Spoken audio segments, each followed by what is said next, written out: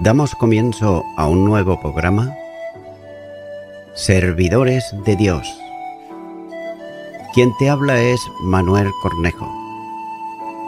Estaré compartiendo la palabra de Dios y lo haré de una manera expositiva, versículo a versículo. Y en esta ocasión será en el Evangelio de Juan, capítulo 16 y versículo 23, donde dice: En aquel día no me preguntaréis nada. De cierto os digo, que todo cuanto pidiereis al Padre en mi nombre, os lo dará. En aquellos momentos querrían preguntarle por qué no comprendían lo que le estaba diciendo. Pero sin embargo, cuando se produjese nuevamente el encuentro, entonces ya no habría necesidad de preguntar absolutamente nada. La visión sustituía a la esperanza, ya que las promesas del Señor se habrían cumplido y ellos no necesitaban ninguna aclaración. Lo que para ellos era un corto espacio de tiempo entre la sepultura y la resurrección, para nosotros se hace largo, humanamente hablando, por el transcurso de más de 2000 años. Pero sin embargo, la reunión con Jesús cuando venga a buscarnos producirá el mismo resultado. Las preguntas no serán necesarias. Ciertamente, en sentido pleno, las preguntas cesaron para los apóstoles, porque la presencia del Espíritu Santo que vendría en Pentecostés les conducía a toda la verdad y no necesitaban preguntar absolutamente nada. Hacer preguntas supone desconocimiento e incluso extravío o falta de seguridad en la dirección que se sigue. Los apóstoles no necesitaban preguntar nada en ese sentido, porque seguían siendo conducidos por Jesús, que resucitado enviaba al Espíritu para hacer la obra que él había estado haciendo durante 3 años.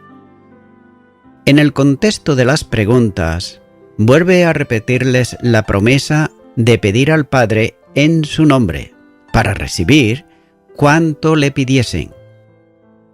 Y lo hace en forma solemne, usando la habitual forma de este Evangelio cuando dice de cierto, a lo que debía prestársele atención. No cabe duda que esto tiene un amplio sentido, pero no elimina el de adquirir conocimiento. Nótese que en el contexto está en preguntas y sufrimiento. De eso escribiría tiempo después Santiago, el hermano del Señor, insistiendo que si todo don perfecto y todo regalo bueno procede del Padre, si no tenemos conocimiento sobre algún asunto, entre los que están el sufrimiento de las pruebas, pidámosles y recibiremos respuesta del Señor, como dice Santiago capítulo 1 y versículo 5. Y de nuevo se orienta sobre el modo de orar. Nótese que ya se han tratado anteriormente estas mismas palabras. La petición se dirige al Padre en el nombre de Jesús. Esto descansa en la seguridad de cualquier regalo de la gracia procedente del Padre, tal como señala también Santiago, capítulo 1, pero ahora el versículo 17. Al pedir en el nombre de Jesús, se expresa en sentido de dependencia que elimina toda autosuficiencia que pudiera existir en el que ora, y que lo hace en el nombre de quien tiene toda la autoridad en el cielo y en la tierra. La promesa es la de recibir del Padre lo que se ha pedido, y se ha pedido en el nombre del Hijo. Pero nótese también que la oración ha de ajustarse a lo que Jesús desearía para aquel momento, ya que no es una petición caprichosa o incluso egoísta para satisfacer alguna necesidad o supuesta necesidad, sino ajustada, repito, ajustada plenamente al plan que Dios tiene para ese momento. También es necesario pedir en forma perseverante, como el Maestro enseñó en el Sermón del Monte, en Mateo capítulo 6 y los versículos 9 al 13. No tendremos necesidad de pedir nada cuando estemos en la presencia del Señor, pero ahora el pedir y el recibir forma parte del día a día en el camino de nuestra peregrinación. Mientras transitamos por la vida, pedimos, y de buen Padre recibimos conforme a lo que Él sabe que no es necesario. El que está en Cristo puede y debe pedir por los méritos de Cristo. La frase "en mi nombre" aparece 7 veces en este discurso y cada una de ellas está vinculada con la oración, a excepción hecha de Juan capítulo 14 y versículo 26. Continúa ahora con el versículo 24, donde dice: hasta ahora nada habéis pedido en mi nombre, pedid y recibiréis, para que vuestro gozo sea cumplido. Hasta este momento los discípulos, en sus oraciones, se habían dirigido directamente a Dios, sin mencionar el nombre de Jesús. No como si la simple mención del nombre pudiera ayudar. Ciertamente que cuando el creyente concluye la oración diciendo "todo esto lo pedimos en el nombre de Jesús", no utiliza una fórmula mágica. Lo que quiere decir es que pedimos todo esto sobre la base de los méritos de Cristo y de acuerdo con su revelación redentora. Nótese que los discípulos no basaban sus peticiones en este fundamento, ya que, según alguno, esto era error de su parte, por el cual Jesús ahora implícitamente los reprende. Según otros, no había habido falta de su parte, por cuanto la obra completa de la redención todavía no había concluido. Y nótese que en Juan 16:24 no resuelve este punto en ninguna de las dos direcciones. El punto principal es este, que desde ahora en adelante debe haber un cambio. Por eso Jesús continúa cuando dice: pedid y recibiréis. Seguid pidiendo, dice. Según la afirmación que procede, quiere decir seguir pidiendo en mi nombre. La promesa "y recibiréis" es la misma en esencia que la que se encuentra en el Sermón del Monte, en Mateo 7 y versículo 7.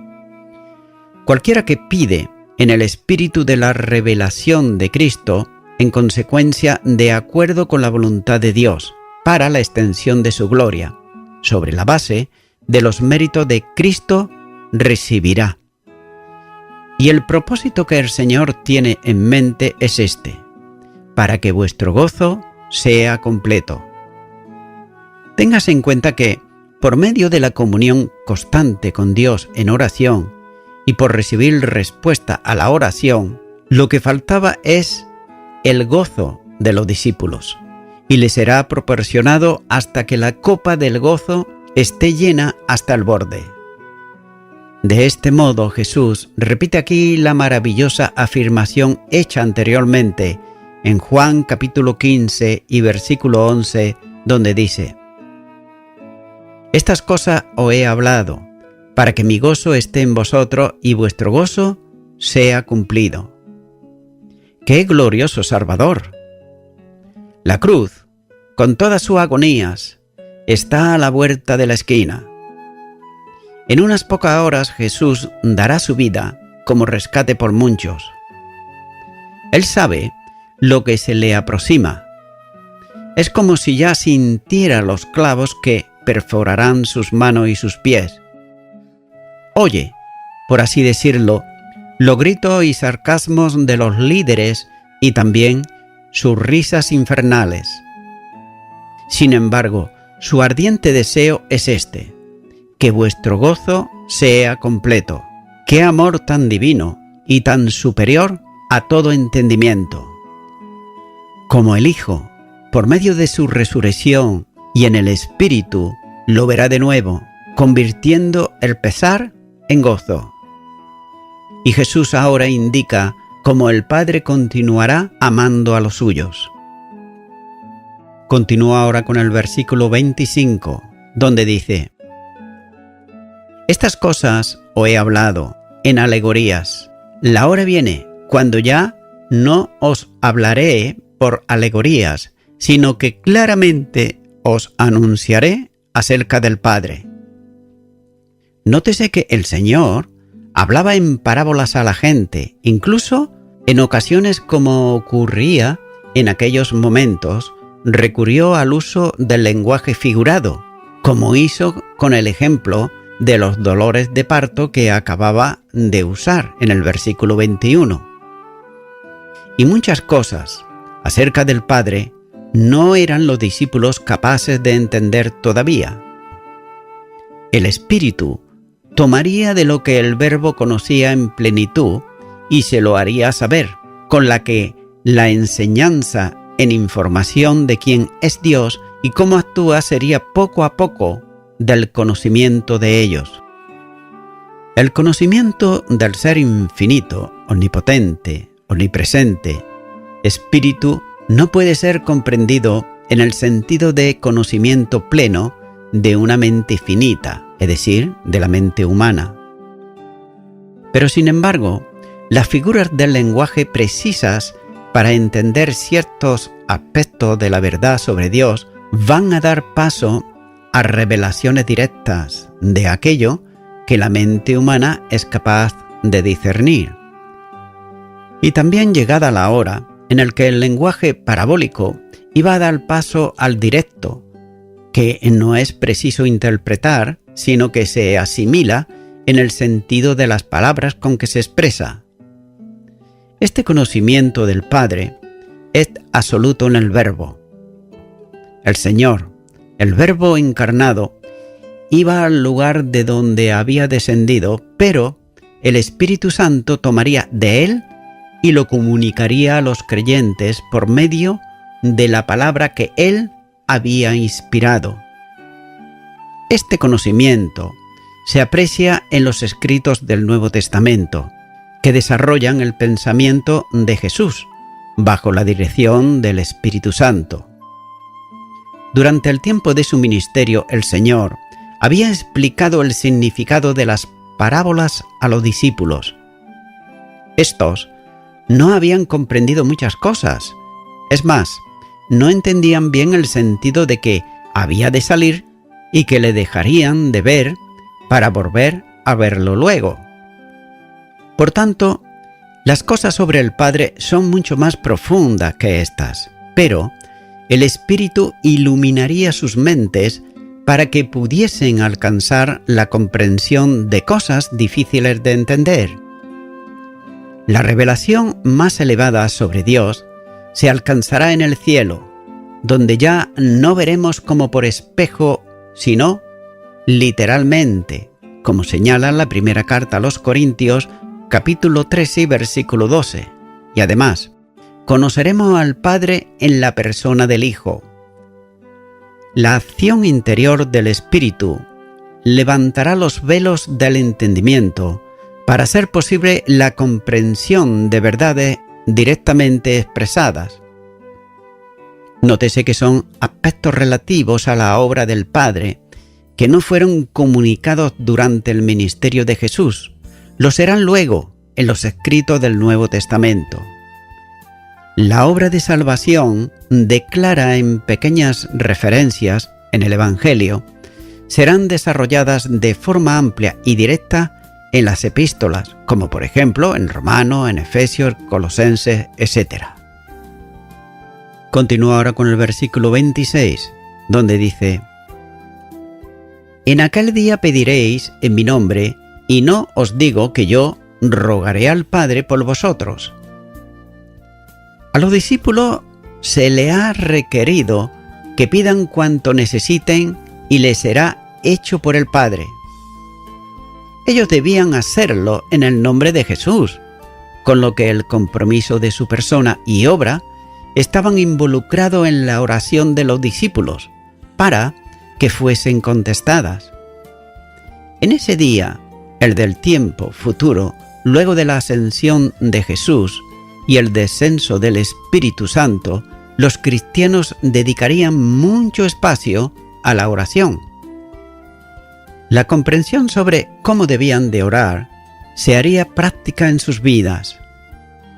Y ellos, en la ausencia del Señor, orarían directamente al Padre en el nombre de su Hijo, que había dicho: Padre, yo sabía que siempre me oyes. Juan capítulo 11 y versículo 42. Y hechas las oraciones como si procedieran de Él mismo, descansando en su persona y en su obra, serían oídas por el Padre, que respondería a lo que le habían pedido.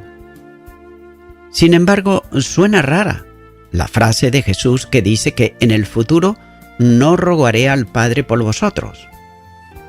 Si una de las misiones actuales del Señor es la de interceder como abogado por nosotros, como señala la primera carta de Juan capítulo 2 y versículo 1, si se enseña claramente que el Señor intercede perpetuamente por los suyos, como dice también Romanos capítulo 8 versículo 34 y Hebreos capítulo 7 versículo 25, resulta sorprendente que Jesús diga que ya no rogará al Padre para que la oración tenga respuesta. Nótese que hay dos aspectos que deben de considerarse aquí. El primero, el Espíritu Santo es enviado también con la misión de interceder por los creyentes y especialmente en la oración, como dice Romanos 8:26. Y además enseña el apóstol Pablo que el Espíritu ayuda al cristiano en la debilidad, no solo en las fraquezas propias del hombre, sino en las relacionadas con la oración, ya que hemos de pedir como conviene, no sabemos, dice el apóstol Pablo. Esto no quiere decir que las oraciones de los cristianos no están en sintonía con la voluntad divina. En gran medida, tenemos orientaciones para que las oraciones sean correctamente expresadas. El modelo del Padre Nuestro es una orientación para el que ora. Y la oración enseña a orar por los inconversos, por todos los hombres y por los gobernantes, como enseña la primera carta a Timoteo, capítulo 2 y los versículos 1 y 2. Y también es bueno y conforme a la voluntad de Dios orar por los valores de la Iglesia, la paz, la unidad visible del pueblo de Dios, la santificación de los creyentes y un largo etcétera, etcétera. Pero sin embargo, en algunas ocasiones las peticiones no serán expresadas en plena conformidad con la voluntad de Dios y no recibimos aquello que pedimos.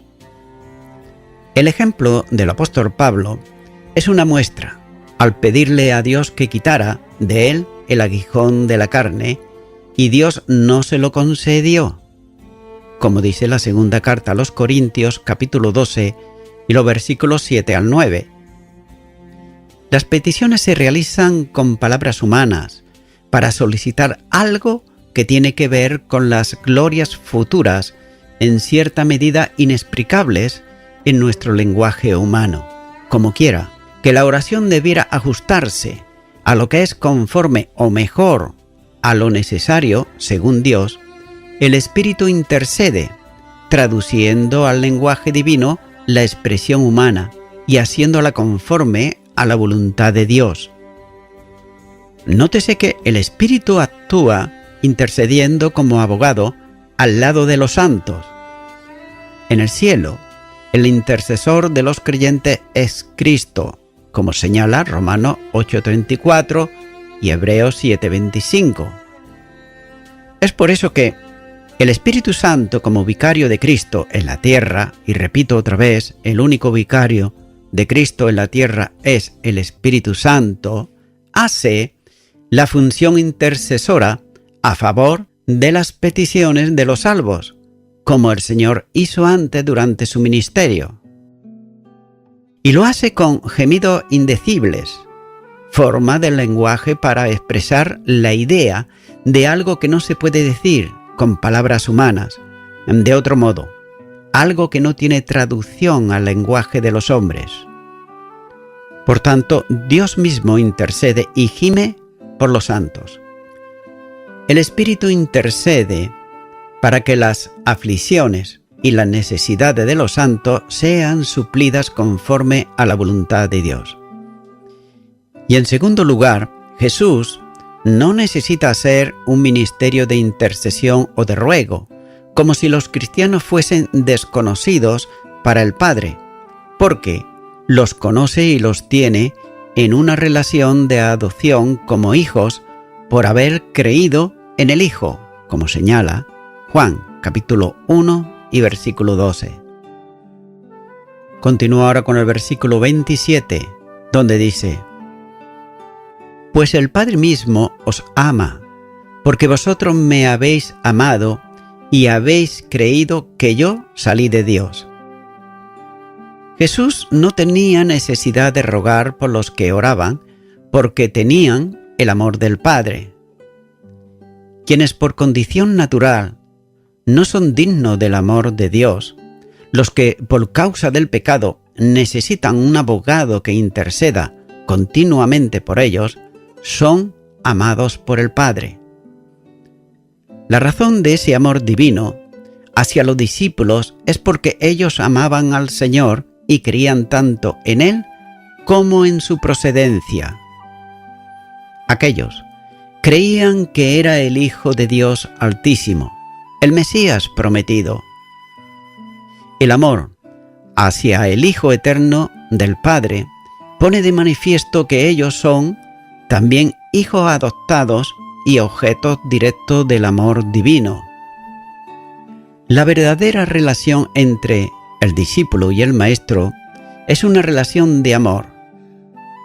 Y este amor se manifiesta en la obediencia a los mandamientos que el Señor establece.